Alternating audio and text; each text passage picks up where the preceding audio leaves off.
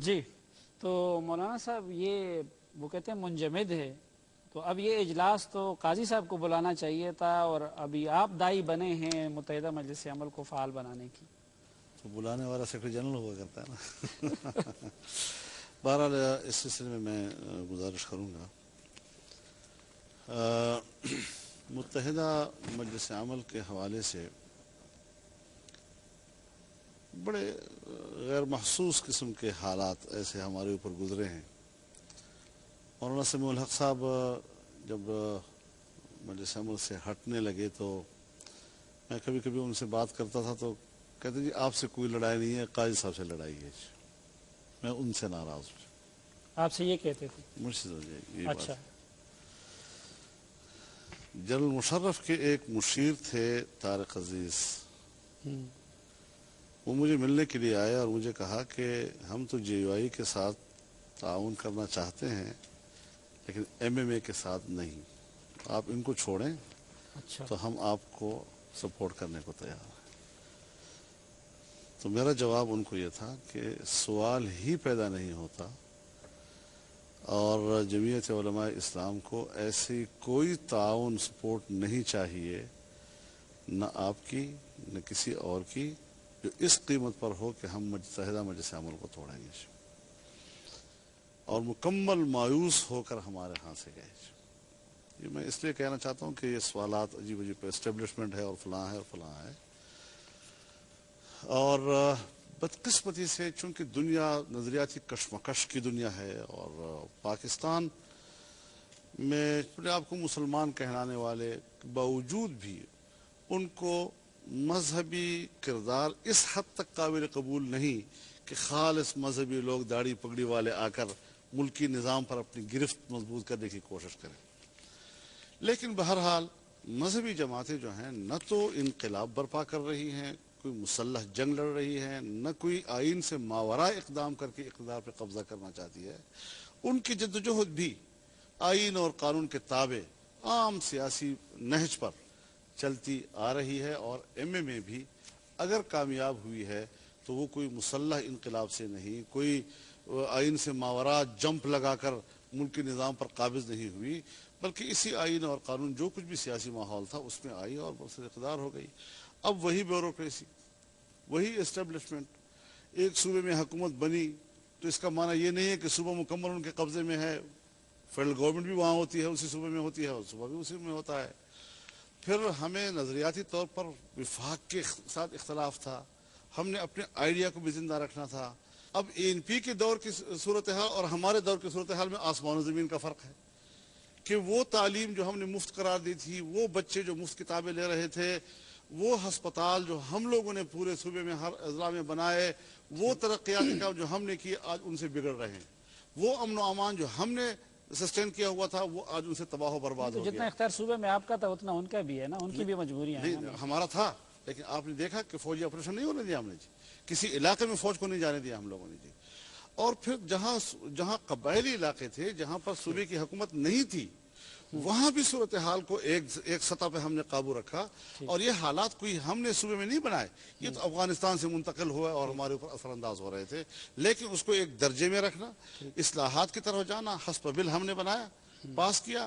مشرف نے اس کو چیلنج کیا سپریم کورٹ میں، اور یہ ساری قوتیں مشرف کے ساتھ تھی اور ہم مقابلہ کر رہے تھے. وہاں سے واپس آیا.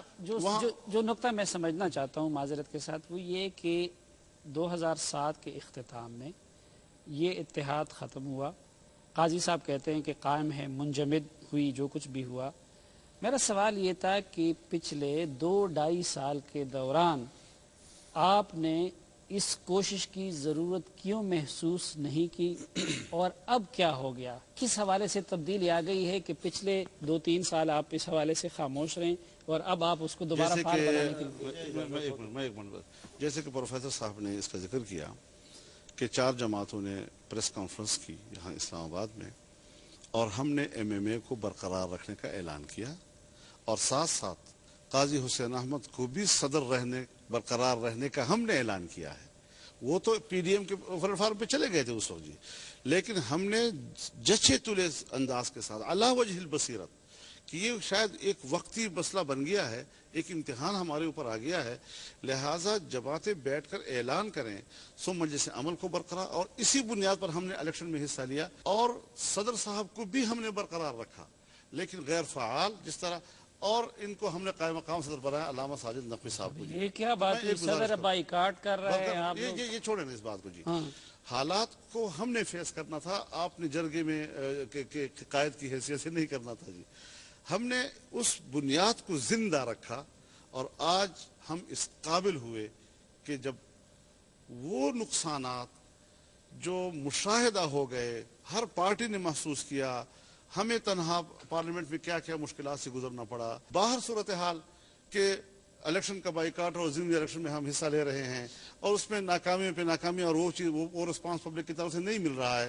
اب کل جو ہم بیٹھے ہیں تو آپ اندازہ لگائیں کہ سب کا اس پر اتفاق تھا کہ ہاں ایم ایم اے کی تقسیم سے یہ نقصانات ہوئے ہیں، اور شاید ایک سال پہلے شاید یہ نہ ہوتا. تو وہ گلہ کر رہے وہ ایم ایم اے کے بانی کو کیوں نہیں بلایا سمیع الحق صاحب کو؟ تھوڑا سا میں اضافہ کرنا چاہوں گا. مولانا صاحب جو فرمایا، آپ کا سوال یہ تھا کہ اب اچانک کی ضرورت، یہ اچانک نہیں ہے.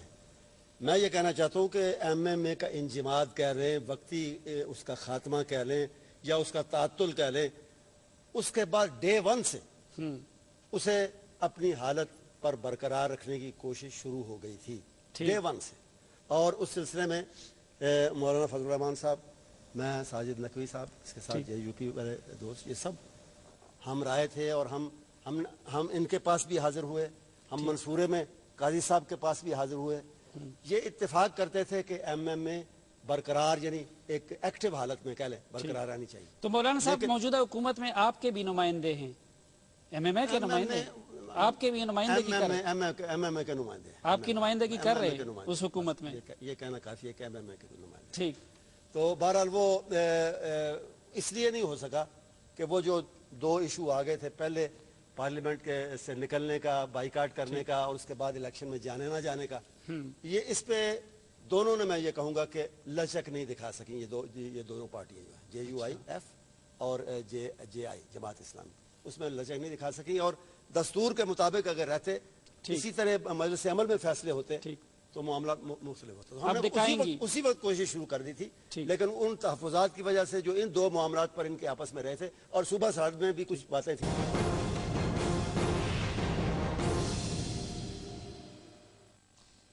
ایک بار پھر خوش آمدید کہتے ہیں آپ کو دینی جماعتوں کے قائدین کے جرگے میں. جی علامہ ساجد نقوی صاحب، آپ کیا سمجھتے ہیں کہ اس وقت اگر دوبارہ متحدہ مجلس عمل فعال ہوتا ہے، ایک وہی قاضی صاحب کا کلیم، اس کے بارے میں آپ کیا فرمائیں گے؟ اور دوسری بات یہ کہ کیا تقاضا کرے گی، یہ کیسے ہوگا کہ مولانا صاحب حکومت میں بیٹھے ہوں اور قاضی صاحب اور جماعت اسلامی منور حسن صاحب اس حکومت کو جو ہے وہ امریکی ایجنٹ اور پتہ نہیں کیا کیا القابات سے یاد کرتے ہیں، تو پھر یہ اتحاد کیسے ممکن ہوگا؟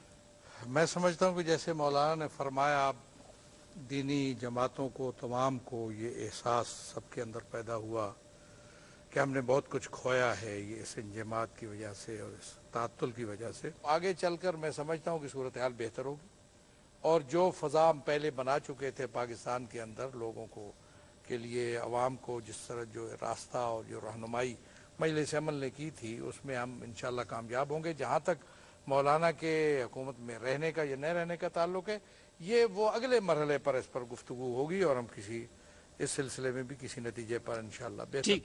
قاری زوار صاحب سے پوچھتے ہیں، یہ جو اجلاس بلایا فعال بنانے کے لیے، یہ مولانا صاحب کا حق تھا یا کہ قاضی حسین احمد کا دعویٰ درست ہے آپ کے نزدیک؟ کھانے پہ بلایا تھا مولانا نے، غیر رسمی اجلاس کا اس کو نام دیا تھا. ٹھیک. کوئی باقاعدہ اجلاس کا نام نہیں دیا تھا. جب اجلاس بلائیں گے تو ابھی قاضی صاحب صدر ہیں، قاضی صاحب سے درخواست کریں گے کہ وہ اجلاس بلائیں. لیکن میں گزارش یہ کرتا ہوں کہ صدر وہ ہیں، اجلاس وہ بلائیں اس گے. اتحاد کے لیے مولانا کو قربانی دینی پڑے گی، حکومت سے باہر آنا پڑے گا. ان کے حکومت میں رہتے ہوئے یہ اتحاد فعال نہیں ہوگا کسی صورت بھی. نہ جماعت اسلامی راضی ہوگی، نہ جے یو پی راضی ہوگی، اور نہ شاید اور جماعتیں کہ یہ حکومت میں بھی بیٹھے رہیں اور ساتھ اتحاد بھی بحال ہو جائے. ان کو اس اتحاد کے بحال فعال کرنے کے لیے حکومت کی قربانی دینی ہوگی.